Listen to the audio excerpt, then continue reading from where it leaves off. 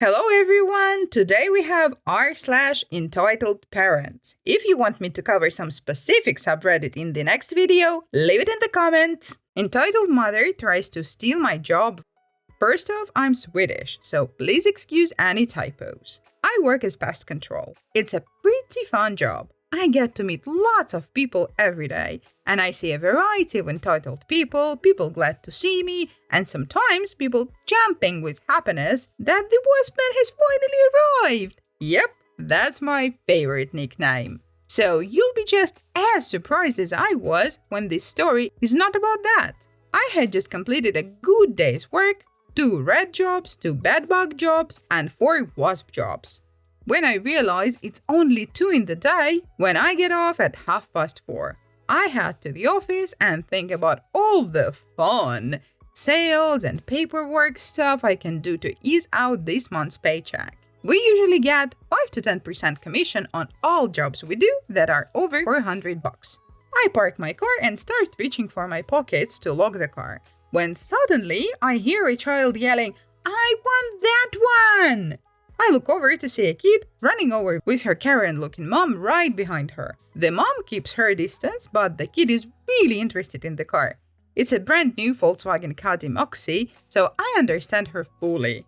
I go up to the kid and start talking to her about the car. In Sweden, we don't have that norm that it's only indecent people talking to small kids, so it's socially acceptable. And start talking to her about what I do for a living, giving her the same speech I give all curious kids. She, of course, doesn't pay any attention to me and manages to open the passenger door. I carefully close the door again, so I do not get her fingers in between by accident, and tell her that's not okay, till I feel a hand on my shoulder. It's the Karen mom. "How dare you not let my kid get in the car? You're done with it! And now it's our turn to use it." I look stunned by what Karen had just said until I remember that our office is neighbors with a car rental company. "Oh no, ma'am. As you can see, this car has my company's logo on it. We're neighbors of the car rent," I said before I was abruptly interrupted. "This is outrageous! I demand to talk to your boss. You cannot just refuse a customer,"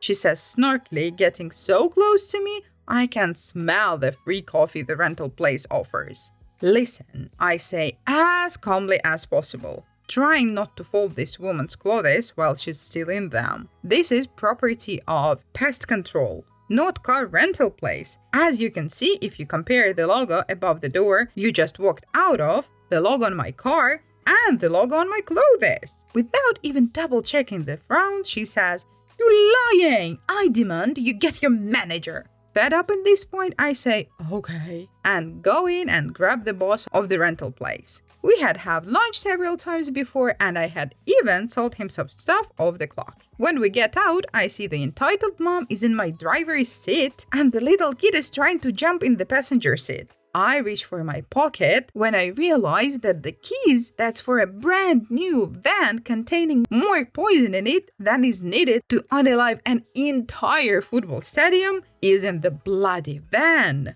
I run up to the car, and lucky for me, the stupid lady doesn't know that on newer cars you don't need to put the key in an ignition, and tries to search around the car where to put the keys in. I forcefully drag her out of the car when she does the typical drama thing and go entirely limp, as to make it seem like I'm using way too much force and I am hurting her. As soon as I get out, she starts crying on the ground, yelling that I broke her arm. The boss of the rental place comes around to our side and starts shouting at the Karen, telling her, "And this is why you were kicked out of our store! You cannot just steal people's cars!"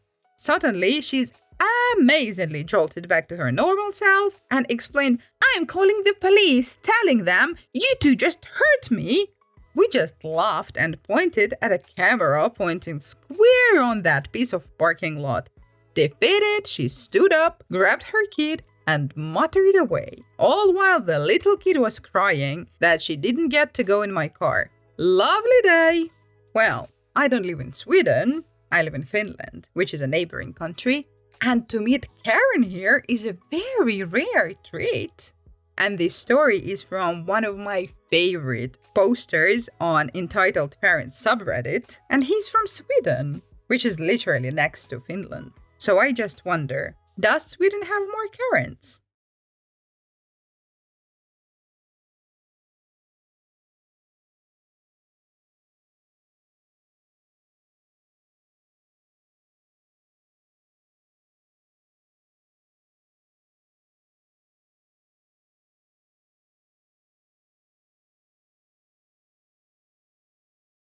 I'll sue you for almost unaliving my son. If it wasn't obvious by now, I work with pest control. One of the best jobs I've ever had. One early day last summer, I had to go to a town 1 hour away to get rid of a wasp nest. As per protocol, I called the customer, Karen, 30 minutes before arrival to ensure that they're home and they have time to put on some clothes or whatnot. My call goes after a while to voicemail, where I inform her that I will be there in 30 minutes. I keep driving, and as per protocol, I try to phone her again when I am 15, 10, and 5 minutes away. For my company to legitimize a no-show on the customer's part, we also have to go and knock on the door, even though 9 out of 10 times, no one is home if they do not answer their phones. But when I got there and knocked, I was greeted by Karen. Now, in my past story about a Karen, I explained that she had that obvious Karen look and even the same hairstyle. But this time, I was greeted by a really large woman who resembled more of a Honey Boo Boo's mom. "Who are you and what do you want?" She almost shouted, even though we stood barely 2 meters apart. "Oh, I am from pest control. I have a report about wasp problem on your back porch," I say, trying not to gag from the odor seeping out from Karen's house. "Why didn't you call beforehand? That's awfully rude," she exclaims, showing her green-brown teeth. "I did. See here," I say and show her the phone. "Impossible. I didn't hear my phone ring." "Oh well, since you're here now, go on with it." I nod as she closes the door, quite thankful not having to go through the house. I gear up with my suit, spray, and buffer full of Vicam, a poisonous type of powder that also dries out your body, and hat for the back. Back side of the house is even more dirtier than the front side, with a huge piles of broken and old toys sprayed around the yard. But after a bit of professional-looking parkour and maneuvering, I get to the porch. Right on the pillar, there is a huge nest. I just spray it down and then insert the tip of my puffer and spray in some Vicam. Textbook. I maneuver myself back to the front of the house and ring the bell again. This time, I do not have time to take a step back. Karen was probably watching me through every single window, which punched backwards when she violently threw up the door. "I'm all done now. Here is a receipt for all the chemicals I used in case any of your children or yourself should get sick. Also, please note that it will take 1 to 2 days before they're all gone, since it's a slow-acting poison," I inform. She exclaims as she takes the receipt and shuts the door. Weird, I thought. But I was used to meeting antisocial people, so I just shrugged and went on my way. This was 9:45. Almost 10 hours after I was at her place, and 3 hours after I got off work, my work phone rings. Since I don't usually save my customers' numbers, I thought that maybe it was someone ringing because of something I tried to sell them earlier, so not to let my commission slip away, I answered the phone. "Hello and welcome to X Pest Control. My name is OP. How can I help you?" "You're incompetent and I will sue you for almost unaliving my son!" a loud voice said, but I did manage to match it to Karen's voice. "What has happened? Is he alright?" I asked, knowing that if he ingested the poison, he would get really sick and could pass away if he didn't get to an emergency room. "You said that the wasps were gone. They were not!" she snarked. "What?" I say, confused and a bit pissed. "I told you that the poison takes 1 to 2 days before everything is gone."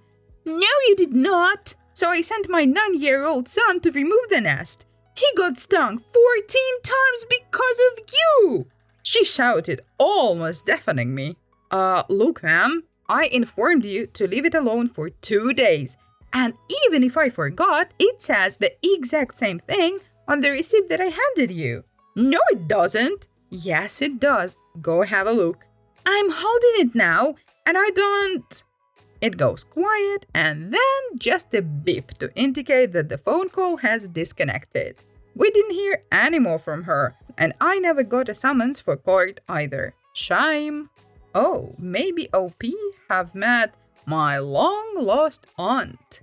Because this lady really reminds me of my own father. He doesn't get aggressive like that, but he's so bad in following instructions and paying attention.